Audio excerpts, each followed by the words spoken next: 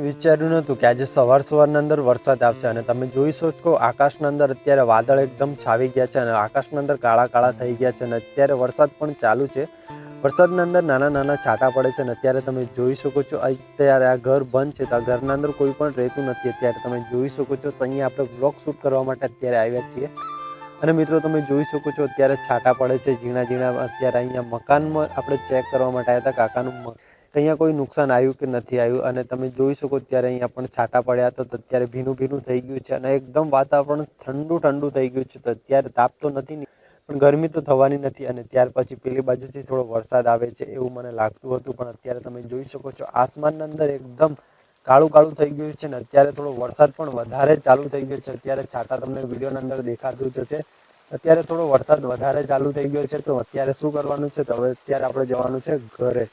આ છે આપણું લીંબુનું ઝાડ છે અને લીંબુના ઝાડ ઉપર તમે અત્યારે જુઓ ને તો લીંબુ કેટલા નાના નાના છે તમે જોઈ શકો છો. લીંબુ એકદમ બિલકુલ નાના નાના અત્યારે લીંબુ છે અને લીંબુ પાક્યા પણ નથી. અત્યારે તમે જોઈ શકો લીંબુની સાઈઝ તમે જુઓ કેટલી નાની છે પણ અત્યારે ચોમાસું આવ્યું છે ને તો ચોમાસાના અંદર લીંબુ તો પાકી જ જવા જોઈએ પણ ઉનાળાના અંદર અત્યારે પાણી નથી મૂક્યું તો તેના માટે અત્યારે લીંબુ બિલકુલ નાના નાના લીંબુ છે ને અત્યારે ઘણા જ બધા લીંબુ લાગ્યા છે અને સાઈઝ તમે જોઈ શકો છો કેટલી નાની. આ ચોમાસાના પાણીના અંદર અત્યારે લીંબુ પાકી જશે થોડાક સમયના અંદર લગભગ 5-15 દિવસના અંદર આ લીંબુ પાકી જશે અને થોડી સાઈઝ પણ એની મોટી થઈ જશે. અત્યારે વરસાદ આવે છે તો તેના માટે આપણે અહીંયા ચોમાસામાં લાકડા વાળવા માટે અત્યારે તમે જોઈ શકો છો લાકડા અત્યારે આપણે કેટલા બધા ભેગા કરી દીધા છે તો આ લાકડાને ચોમાસામાં પલળી જશે પાણીના અંદર તો તેના માટે આપણે એને ઉચકાઈ અને ઘરના અંદર મૂકી દેવાના છે. અને તમે જોઈ શકો ચોમાસાના અંદર અત્યારે આપણે લાકડા જે બાળવા માટે કેટલા બધા ભેગા કરી દીધા છે તમે જોઈ શકો છો. અત્યારે અહીંયા ઘણા જ બધા લાકડા છે ને અહીંયા તો એને ઘરના અંદર મૂકવાનું છે અને ત્યાર પછી પહેલાં પણ લાકડા છે તો એને પણ આપણે સાઈડમાં કરવાનું છે કેમ તો ચોમાસાના અંદર આ ખેતર અત્યારે આપણે ટ્રેક્ટરને પણ ખેડવાનું છે